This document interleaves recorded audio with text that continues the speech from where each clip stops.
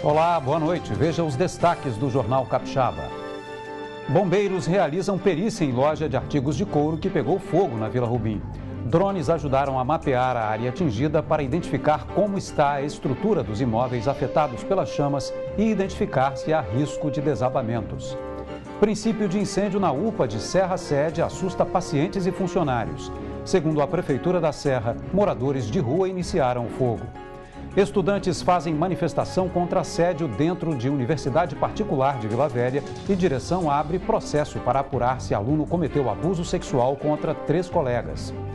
Pesadelo para os motoristas. De janeiro a julho deste ano, foram registrados 4.565 furtos e roubos de veículos no estado, uma média de 25 ocorrências por dia. Veja também, morte de professor de capoeira após comer siri acende o alerta sobre os riscos que pessoas alérgicas correm ao ingerir certos alimentos. Agora, no Jornal Capixaba.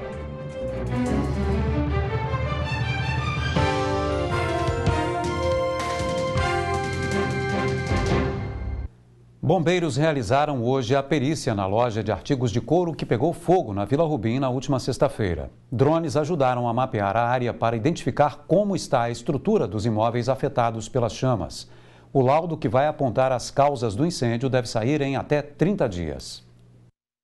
O trabalho de perícia do Corpo de Bombeiros começou no local onde funcionava a loja.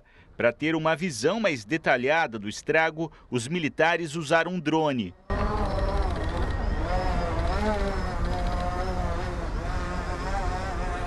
Essa tecnologia ela é importante porque as imagens são fundamentais no processo de investigação. Então, a gente tem fotógrafos na parte de baixo, né, fazendo as fotografias dos registros de frente e também dos fundos, mas o drone ele consegue captar imagens aéreas e também fazer filmagens aéreas. Então tem muitas informações que a gente precisa das edificações sinistradas ao redor, da própria estrutura colapsada. Então a gente consegue, com essas imagens do drone, com esse apoio tecnológico, formatar o registro fotográfico que a gente necessita para dar seguimento à investigação. Em seguida, os bombeiros seguiram para o imóvel, que fica na parte dos fundos. O local funcionava como depósito de materiais como tecido, espuma e couro, que são altamente inflamáveis. A única certeza que o Corpo de Bombeiros tem até o momento é que o incêndio iniciou aqui no depósito e se alastrou em direção à loja. O que falta saber é o que provocou as chamas. Pelas observações iniciais e pelas declarações realizadas pelo comando da operação aqui na sexta-feira, no dia do incêndio, o foco inicial, a zona de origem que a gente chama de incêndio, teve seu início realmente na parte traseira da edificação, onde funcionava o estoque. Segundo este vizinho que teve a parte da casa atingida pelo fogo, o proprietário da loja estava construindo um elevador no imóvel. Ele acredita que alguma fagulha de solda ou de uma esmerilhadeira possa ter atingido o material estocado. O prédio ele já havia todo sido construído, mas constantemente tinha obra dentro do prédio, porque nós ouvimos o barulho de máquinas, esmerilhadeira, máquina de solda, porque pelo que eu soube de um funcionário do proprietário, eles estavam construindo um elevador dentro da obra. O dono da loja esteve no local para acompanhar o trabalho da perícia. Ele negou que estava instalando um elevador no imóvel. Obra de elevador não. O proprietário também contestou as informações divulgadas pela Prefeitura de Vitória de que ele não tinha alvará para construir o imóvel dos fundos, onde pode ter iniciado o fogo, e que ele teria sido multado 56 vezes. Tem que verificar se a empresa realmente tem essa multa. Eu não posso falar sobre isso porque a gente tem que apurar tudo isso aí. Sobre as cerca de 70 pessoas que estão desalojadas, o dono da loja disse que está em contato com elas e prestando assistência. Conversando com a maioria deles, né, eu acredito que muitos deles, hoje eles estão desalojados por quê? Por causa da falta de energia, por uma questão de segurança, entendeu? Porque ainda tem o risco de desabamento de alguma coisa, então a gente está buscando trabalhar isso para poder ver quem volta para casa, quem foi afetado. Independente de tudo, independente da responsabilidade da empresa, a empresa vai continuar fazendo a parte dela. Enquanto o trabalho de perícia ainda não é concluído, muitas famílias e prestadores de serviço vizinhos estão sem energia. Sônia trabalha neste salão de beleza que fica ao lado da loja. O imóvel não foi interditado pela Defesa Civil, mas a falta de energia impede que ela volte ao trabalho. Não tem como trabalhar, nossa agenda está lotada. Nesse momento, o meu ponto é luz. Eu preciso de luz para trabalhar, porque minhas contas estão ali, estão chegando. Então, logo a investigação de incêndio termine, a gente já vai dar o ok para o CIODES e o CIODES vai acionar a EDP para poder religar a energia. No início da tarde, uma empresa contratada pelo dono da loja deu início à limpeza da área. Segundo a Defesa Civil, os imóveis interditados só serão liberados após uma análise minuciosa das edificações. No momento, o que mais preocupa é uma laje do depósito dos fundos, que ameaça cair. Todos os trabalhos de intervenção e ressarcimento a terceiros deverão ser custeados pelo proprietário da loja. Todo o dano causado aqui foi causado pelo incêndio em uma área particular. Então, de acordo com a lei municipal, a 4.821 do Código de Edificações, ele dá a responsabilidade ao proprietário. O proprietário é responsável pelas condições de estabilidade, segurança e salubridade do imóvel. E como o imóvel dele atingiu o terceiro, então ele tem que assumir essa responsabilidade e verificar a melhor forma de recuperar essa área. O meu trabalho é buscar tudo que está sendo necessário. Eu estou fazendo documentação, a remoção desses entulhos, contratar a empresa para poder estruturar. A EDP informou que ainda não foi acionada para iniciar o serviço de recomposição da rede elétrica e religar a energia. Um incêndio atingiu a área externa da unidade de pronto atendimento de Serra Sede na manhã desta terça. A Prefeitura da Serra acredita que moradores de rua podem ter colocado fogo em colchões que estavam no local, o que provocou o incêndio. Segundo testemunhas, o fogo foi controlado pelos próprios seguranças da unidade. O atendimento à população, ainda de acordo com a Prefeitura, não foi prejudicado. Essa imagem mostra a altura e a densidade da fumaça causada pelo princípio de incêndio. O forro nesse espaço, ao lado da escada que dá acesso ao piso principal da UPA, derreteu. De acordo com a Prefeitura da Serra, moradores de rua teriam iniciado o fogo. Essa é a nossa hipótese, de que algumas pessoas, moradores de rua, tivessem ali e algum desentendimento entre eles ou alguma coisa que fez incendiar o colchão. O atendimento na UPA não foi interrompido, mas as chamas e a fumaça assustaram. Pessoas que trabalham no entorno da UPA informaram que o local é usado há muito tempo por moradores de rua como abrigo. No local onde o fogo começou, ficaram os restos de pano queimado, guimbas e maços de cigarro e até um cabo derretido de uma panela. O subsecretário de Saúde do município disse que uma equipe vai abordar as pessoas que costumam usar o local. A gente já está tomando providência em relação a isso, solicitamos a nossa equipe de abordagem às pessoas em condição de moradores de rua, para serem assistidos, para a gente poder cuidar disso de forma responsável e resolver esse problema. Essa mulher procurou atendimento para o filho. Ela viu muitas pessoas tossindo por conta da fumaça, inclusive crianças. O cheiro dentro da unidade também incomodou. Tinha muita fumaça e tinha muita gente aglomerada aqui, na beira aqui, e lá na frente lá, e muita gente tossindo porque tinha muita fumaça preta. Muita fumaça, o fogo alto, Muita fumaça, não dava nem para ver aqui na frente, fumaça demais.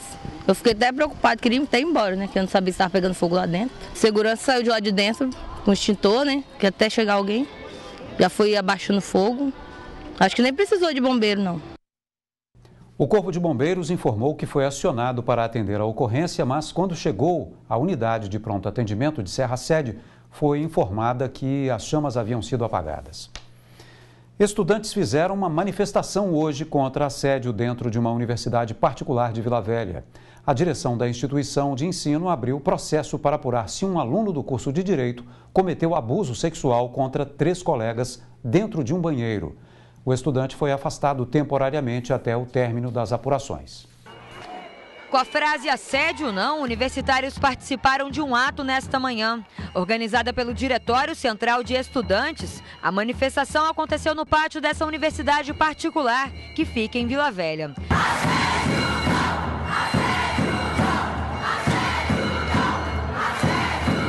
Foi uma manifestação, todas as vozes da universidade gritando juntas, em repúdio ao fato que aconteceu aqui dentro da instituição, um caso de assédio. uma infelicidade tremenda para todos nós.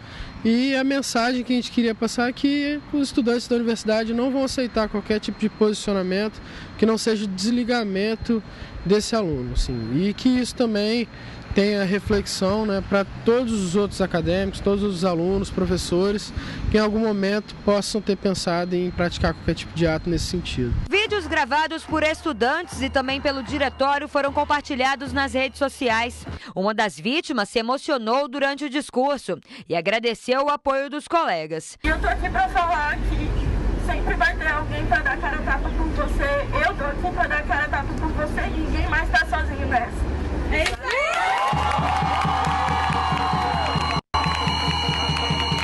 3 estudantes de direito acusaram um universitário de 44 anos de assédio.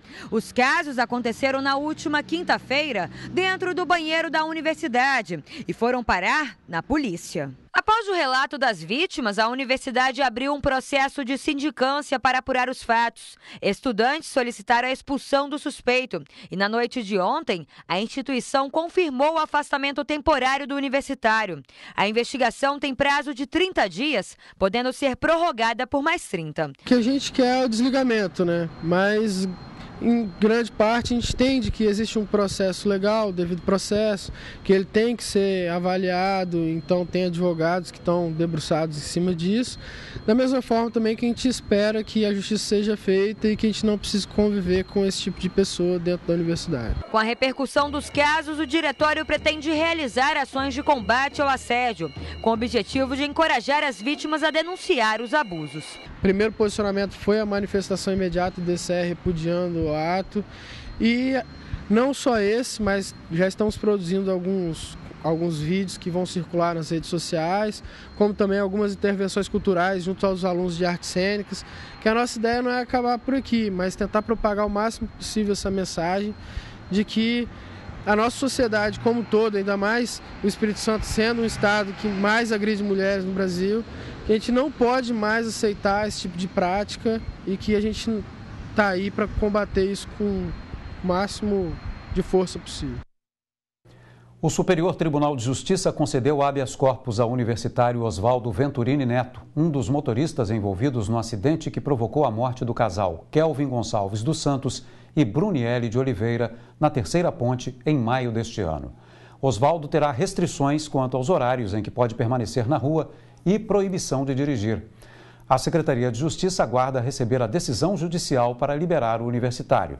O advogado Ivomar Rodrigues Gomes, que dirigia o outro carro envolvido no acidente, segue detido.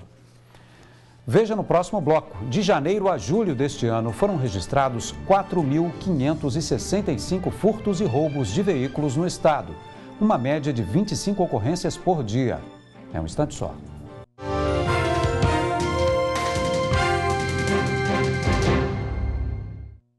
De janeiro a julho deste ano, o Espírito Santo registrou 4.565 casos de furtos e roubos de carros. O número é menor do que o registrado no mesmo período do ano passado, quando foram registradas 5.434 ocorrências. Mas ainda é um número alto e que assusta a população. É uma média de 25 casos por dia. Repare neste homem de camisa branca e calça preta andando tranquilamente pela calçada. Ele é um assaltante procurando uma vítima. Quando observa um casal saindo de carro, parte para cima e saca uma arma.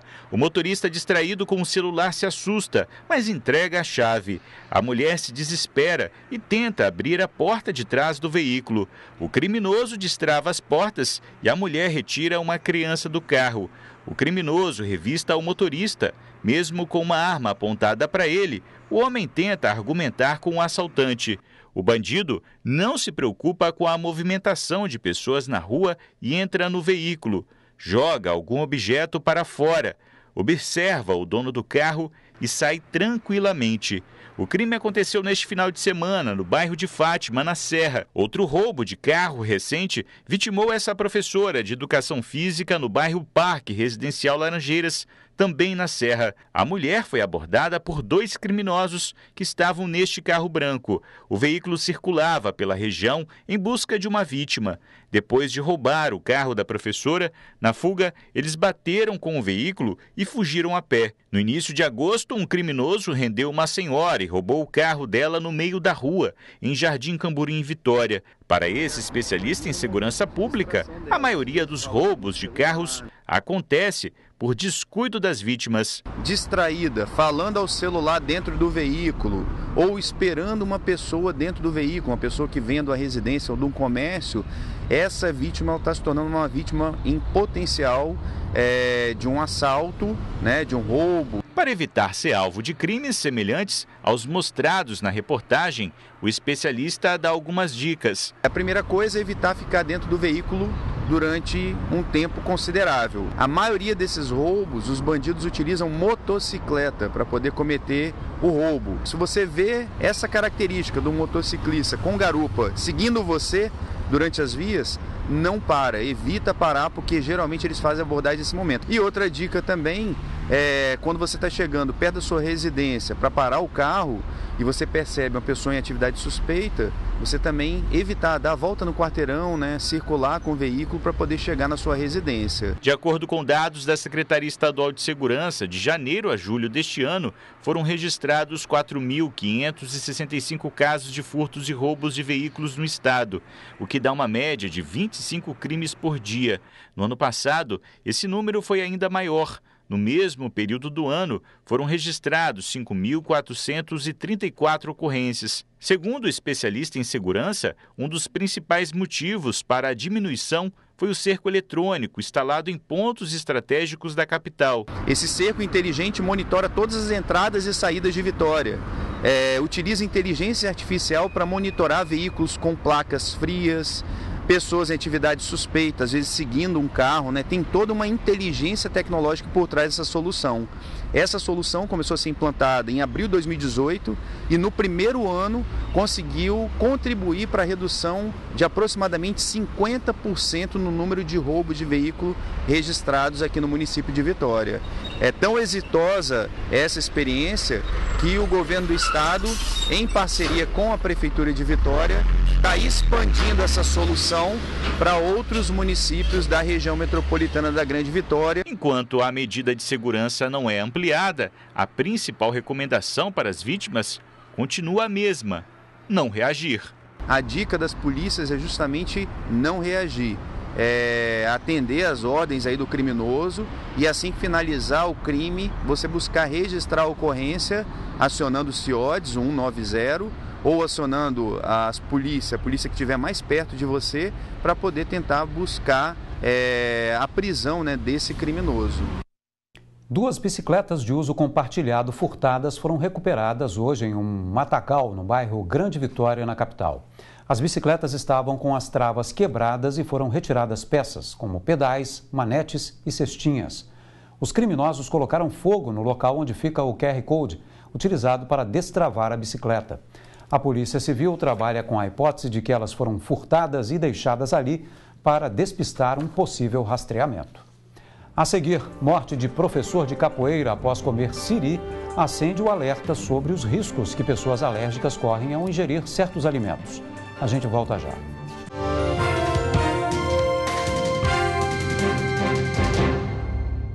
A partir desta sexta-feira, dia 27, trabalhadores que fazem aniversário entre maio e agosto e têm conta poupança na Caixa poderão sacar o FGTS. O limite é de R$ 500 por conta. As agências da Caixa Econômica vão abrir 2 horas mais cedo na sexta e no sábado, dia 28, das 9 da manhã às 3 da tarde, para atendimento exclusivo de saques ou informações sobre a retirada do fundo de garantia. Para quem não é correntista, os saques começarão no dia 18 de outubro. Já as pessoas que optarem por não fazer a retirada no período de liberação terão até o dia 31 de março de 2020 para fazer o saque. A morte do presidente da Federação Capixaba de Capoeira, Alcebiades Cabral, ontem, após comer siri, acendeu o alerta sobre os riscos das crises alérgicas. Segundo um especialista, é fundamental conhecer os sintomas das alergias e ter em mão um kit que pode salvar vidas. Alcebiades Milton Cabral tinha 60 anos. Ele era presidente da Federação Capixaba de Capoeira. A morte do capoeirista acendeu um alerta para anafilaxia, uma alergia grave e de rápida progressão que pode levar à morte. No caso do mestre Cabral, foi um consumo de um prato de arroz com mariscos. A morte aconteceu na tarde de ontem. Essas imagens mostram a tentativa de socorrer Cabral. O capoeirista sai carregado de dentro de uma loja no centro de Vitória. Um homem tenta reanimar Cabral na calçada, fazendo massagem cardíaca e depois o que parece ser respiração boca a boca. 16 minutos depois, chega uma ambulância do SAMU. Os socorristas colocam Alcebiades Cabral em uma maca e levam para a ambulância. A morte do mestre de capoeira foi confirmada pouco depois.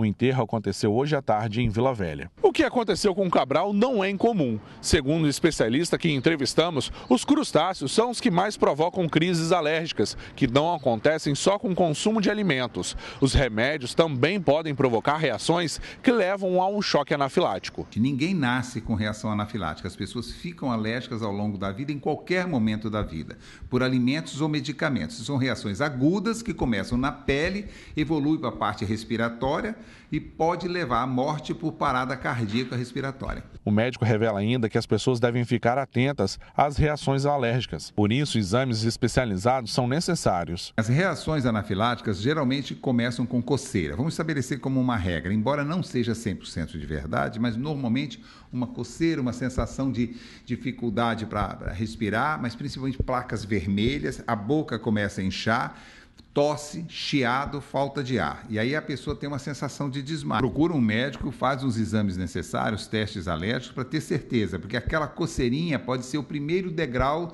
de uma escada. A anafilaxia sempre vai piorar ao longo da vida. O médico faz um alerta para um kit que pode salvar vidas e a importância de treinar pessoas próximas para saber usar o material na hora de uma urgência. Adrenalina salva a vida. Se você tiver isso na mão, a chance de você morrer por um choque anafilático diminui muito, tá? Também é preciso ter uma cortisona e um antihistamínico. Esse kit tem que ser carregado pela pessoa, ela tem que ser treinada a usar e tem que treinar os amigos, parentes e pessoas próximas, porque ele pode desmaiar e alguém tem que saber fazer o uso desses recursos. O Jornal Capixaba termina aqui. Fique agora com o Jornal da Band. Obrigado pela sua audiência, uma boa noite e até amanhã.